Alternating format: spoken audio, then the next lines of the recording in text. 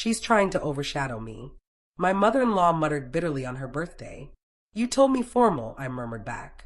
She gave a sly grin. Too formal. Then she tossed red wine across my dress. I froze, stunned, but her smug expression faded when a sharp voice cut through from behind. My name is Hazel. I'm 28, married to Caleb for 2 years now. No kids yet. So our days still feel like a soft opening act.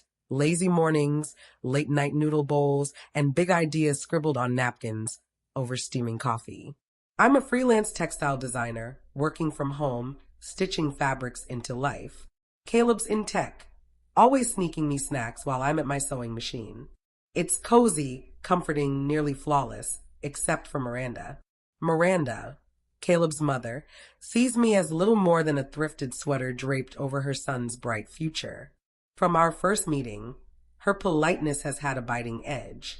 So you craft your own outfits? She asked at our initial lunch, her eyes dissecting my dress. That's very sincere. Her words, sincere, simple, natural, aren't praise. They're veiled jabs, code for not wealthy, not chic, not their kind. I tried so hard to win her over. I brought flowers for her birthday, offered to help with family meals, even praised her overpowering perfume through my sneezes. But nothing was ever enough. My parents are regular folks. Dad's an electrician. Mom's a retired nurse. I grew up on loyalty, homemade stews, and weekend yard sales, not ski vacations or silk scarves. To Miranda, that disqualified me from being her son's wife.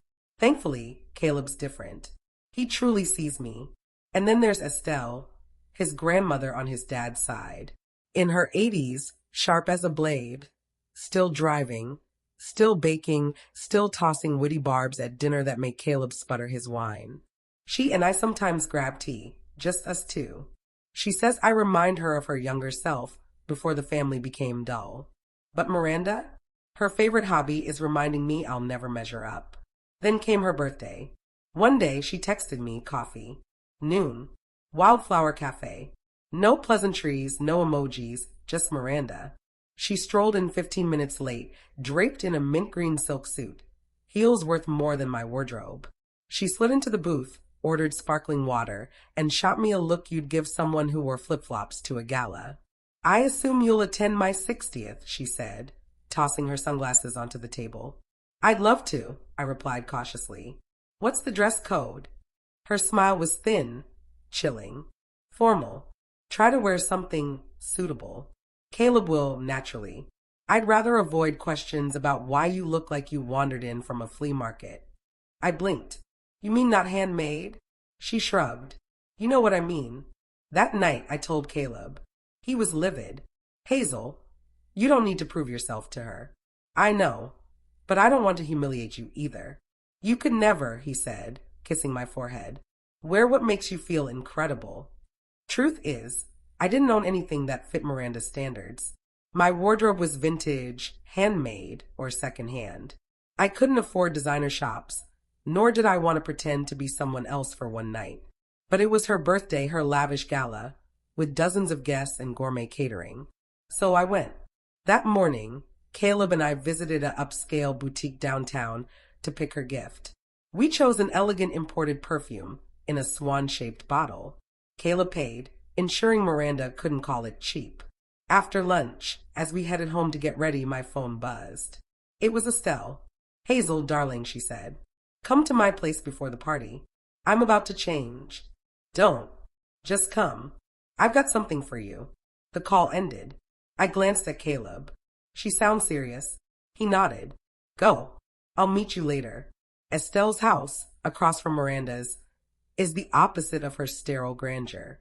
While Miranda's home is all sleek glass and cold marble, Estelle's feels like a warm patchwork quilt, cozy corners, hand-painted teacups, lavender woven into the air.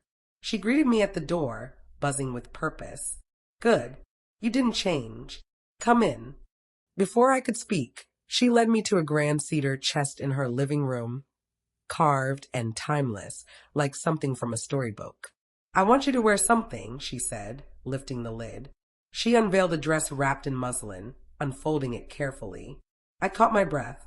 It was breathtaking, deep navy silk, hand-stitched embroidery, delicate off-shoulder sleeves, shimmering faintly in the light, like moonlight spun into fabric. I had this made in Paris when I was 40, Estelle said. Worn it twice. It deserves one last moment. I shook my head. Estelle, I can't. This looks too valuable. It is. So are you. Miranda wants formal? Let her choke on it.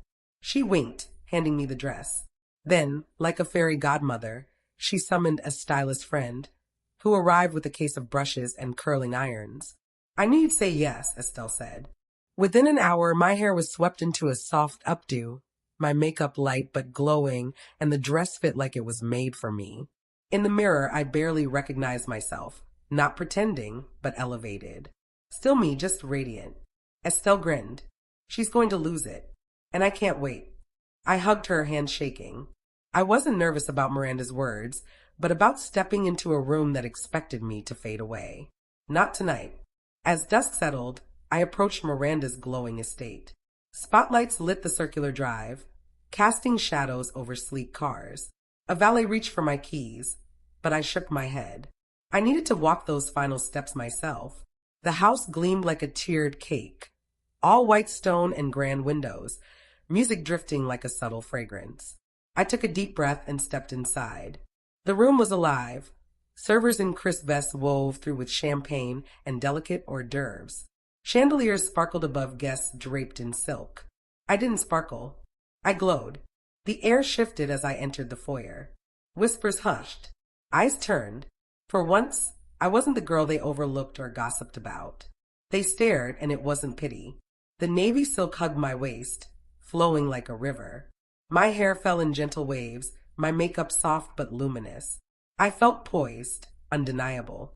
I spotted Caleb by the bar, chatting with a cousin. He looked up, stopped mid-sentence, jaw slack. Hazel, he said, crossing to me, eyes wide. You look, he blinked. Is that Estelle's dress? I nodded. Made in Paris. She thought tonight was the right moment. He took my hand, whispering she's brilliant. You look like a queen. Miranda's going to implode. I smiled, but then Miranda appeared. She glided down the curved staircase in a crimson sequin gown, hair piled high, diamond earrings glinting like stars. She was every inch the monarch she imagined herself to be. Her eyes found me, and her smile fractured. Hazel, she said, teeth gleaming unnaturally. You came. Happy birthday, I said, offering the gift Caleb and I chose. She took it distractedly, her gaze slicing over my dress like a detective inspecting a fake. Lovely gown, she said, voice flat. Not one of yours, is it? No, I replied, smiling brightly. It's vintage. That irked her. Abruptly, she grabbed my wrist. A moment. Before I could protest, she tugged me out of the ballroom, down a quiet hallway lined with stern portraits and heavy mirrors. The jazz and clinking glasses faded into the distance. She stopped near a side room by the kitchen and whirled on me. What are you playing at? She hissed. I'm sorry. This. She waved at me. The dress, the hair. Are you trying to humiliate me? I blinked. I dress formally like you asked. Don't play innocent, she snarled. You waltz in like a socialite, and everyone's staring. They're supposed to be watching me. This is my night. It still is, I said.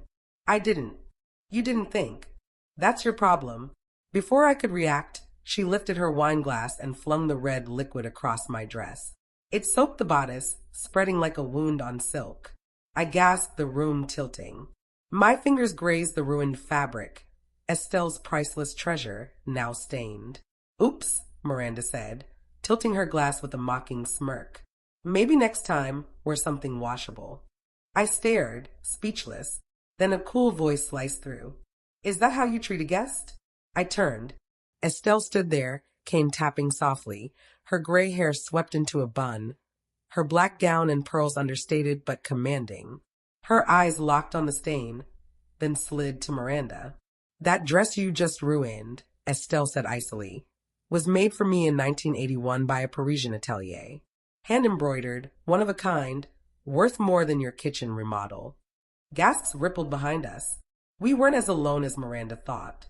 I didn't know it was yours, Miranda stammered. I thought it was some cheap copy. Of course you did, Estelle said. You've never known the difference between what's valuable and what's just costly. She turned to me, dabbing the stain with a linen handkerchief. It'll come out, Hazel. Don't worry. I'm so sorry, I whispered, throat tight. No, dear. You did nothing wrong.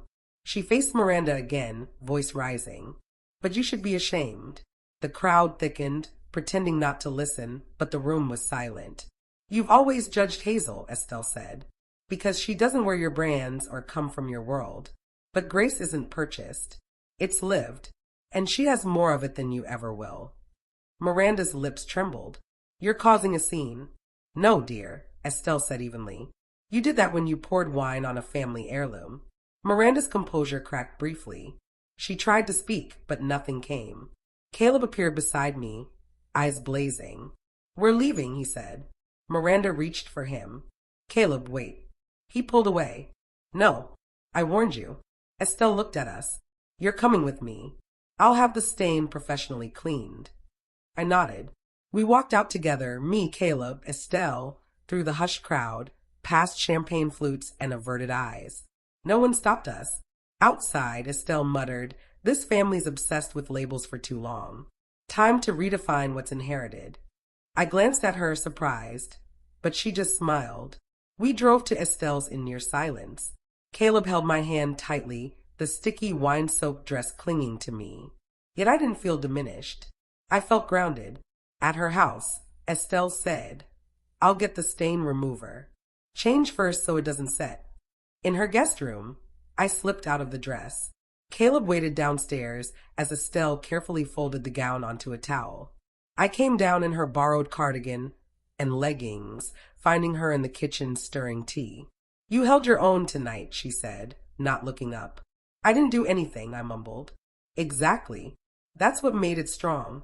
She poured 3 cups, sliding one to me, another to Caleb. Then she fixed us with a steady gaze. I'm changing my will. My heart skipped. What? I've been considering it for a while. Tonight sealed it. Estelle, you don't have to. I do, she said firmly. My collection, dresses, jewelry, heirlooms, I've preserved them for decades. I won't let them go to someone who can't tell silk from synthetic. You mean Miranda? I asked. Exactly who you think.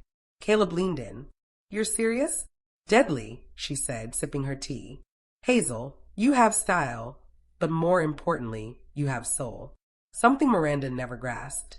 Tears stung my eyes, but I held them back. You create with care, she continued. You treat people kindly. You didn't ask for this, yet tonight, you carried yourself like you've walked runways forever. You don't need labels to prove your worth. That's why you deserve what she coveted. I was speechless. No one had ever seen me like that. Proudly, fully. She poured wine on you, Estelle said, her tone hardening, and didn't even apologize. I've ignored a lot in my daughter-in-law, but that crossed a line. The next morning, Miranda arrived. I was at Estelle's sipping coffee, watching rain streak the windows when her red SUV roared up. She didn't knock, just stormed in. Mother, she called. We need to talk. Estelle didn't glance up from her paper. No, you need to listen. Miranda hesitated, then slammed her purse down. I was humiliated last night. You humiliated yourself, Estelle snapped. I was drunk. It wasn't on purpose. It was calculated. That's worse. I stood quietly in the corner, Caleb beside me, his hand steady on my back. Miranda glanced at me, lips tight. She's tearing this family apart. No, Estelle said, folding her paper. You did that when you valued your ego over decency. You're giving her everything, aren't you? I'm giving her what she'll cherish, Estelle replied. My dresses, my jewelry, my legacy. Miranda's face flushed. She doesn't even know their worth. Not in money, maybe, but in artistry, in history, she understands more than you ever have. I'm your daughter-in-law, and Hazel's my granddaughter-in-law. More than that, she's family. Miranda's facade cracked. Her eyes flicked to Caleb, seeking support. He shook his head. You never gave her a chance, Mom. Never. She looked at me then, truly looked. Something raw flickered in her eyes. Hurt, maybe confusion. I thought I was protecting him, she said. I finally spoke. No, Miranda. You were protecting your version of him. But Caleb's his own person, and he chose me. You've resented that from the start. Silence hung heavy. Then Estelle stood. I won't have this toxicity in my home. Leave. Miranda opened her mouth, but no words came. She looked at us, Caleb, me, Estelle, and realized she'd lost. She grabbed her purse and left, the door closing softly behind her, rain pattering in the quiet. 3 months later, I stood in Estelle's attic, surrounded by racks of vintage gowns. Caleb and I helped her catalog them, snapping photos, noting fabrics and stitches. She planned to donate some to a fashion archive, the rest she gifted to me. Not to wear all at once, she teased. We laughed, but it felt sacred too. Each dress, unzipped from its bag, was a piece of history, stories woven in silk, lace, and buttons. With each one, I felt more anchored, more visible. That night, on her porch with wine, Estelle handed me a box. Inside, a velvet case held a silver and pearl brooch, her mother's.